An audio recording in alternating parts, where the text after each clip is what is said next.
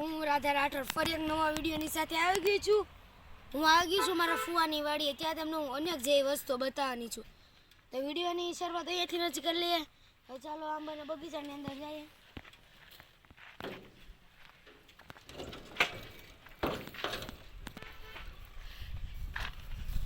તો આ છે તે બધું જ બળતણ છે. તૂર કાઢી લેવામાં આવે છે, પછી જે બધું લાકડું પડ્યું હોય છે તેને અહીંયા બળતણ કહેવામાં આવે છે.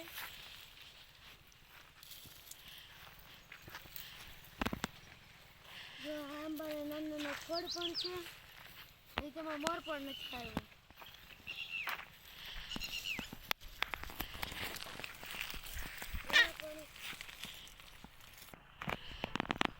તો આ રીંગણીનો છોડ હતો, તેમાં રીંગણા પાકી ગયા છે ને આ પ્રકાર કંઈક થયા છે. બોલવું નથી. તે પીળા રીંગણા છે. તમને એવું લાગતું શું એ વસ્તુ હોય? તે પીળા રીંગણા છે અને કડવો લીમડો પણ છે. કડવો લીમડો પ્રિય કેરી મને બહુ જ ભાવે. કેરી કાચી ખાટી હોય હું ખાઈ જાઉં.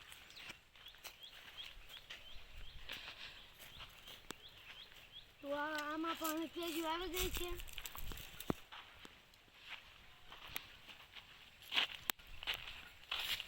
તો આ બધી સોળી વેલા છે.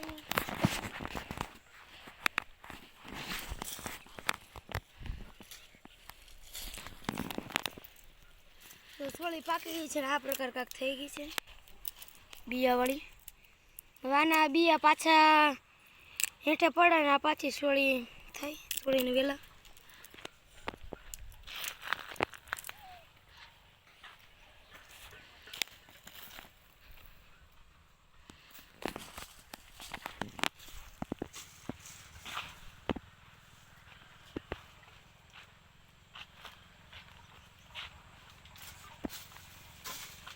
અહીંયા પપૈયો પણ છે. આ ઝાડનું નામ તમને ખબર હોય તો મને કોમેન્ટમાં જરૂરથી જણાવજો.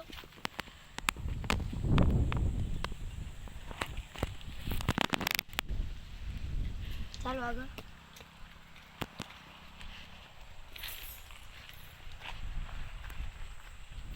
અહીંયા ઝૂંપડી છે.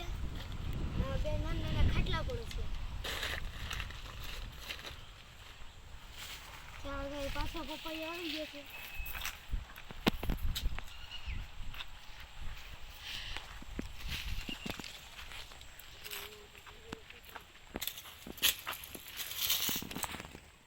અહીંયા આવો, તમને એક વસ્તુ બતાવવાની.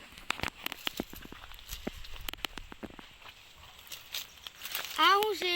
દૂધી. દૂધીનું શાક ખાઓ તો બુદ્ધિ આવે. તો તમે બધા પણ ખાજો.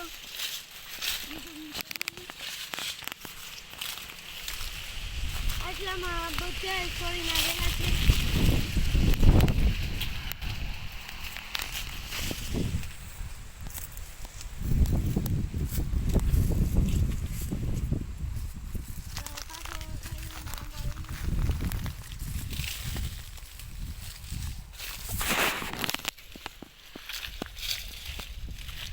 અહીં લાકડા છે.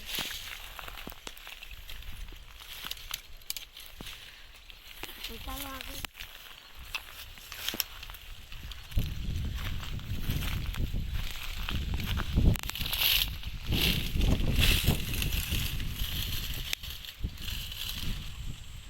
અહીંયા કાંટા છે એટલે આમ જવું પડે છે.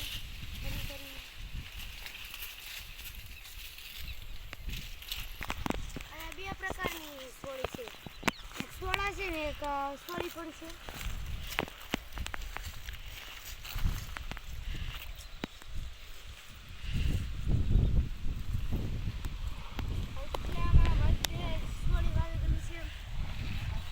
નાના નાના ખેતર અમારા ગામડામાં હોય છે.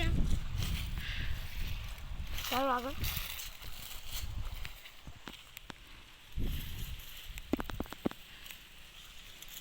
સોળી અને સોળા અમે બે લઈએ છીએ શાક બનાવવા માટે. મને સોળીનું શાક ભાવે એટલે મેં સોળી લીધી. મમ્મી મારા મમ્મી ના પાડે કે આ પાડે, મારા મમ્મીને શાક તો બનાવવું જ પડે હવે. ચાલો આગળ જઈએ.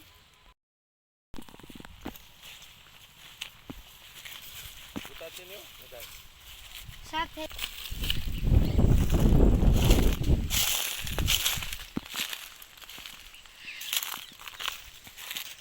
ચાલો નીચે ઉતરી જાય.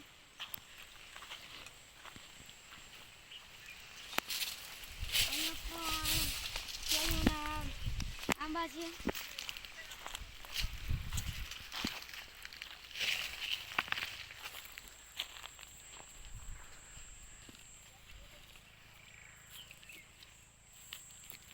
તો અહીંયા દાડમડી પણ છે.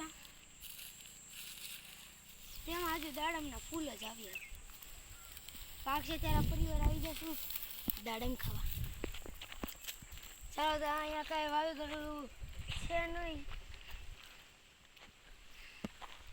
હાલો તો અહીંયા એક વસ્તુ છે બતાવી તમને.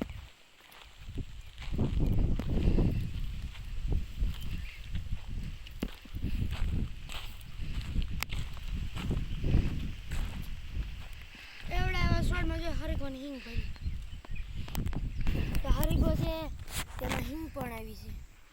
અહીંયા ઘણા બધા ફૂલ પણ છે સફેદ.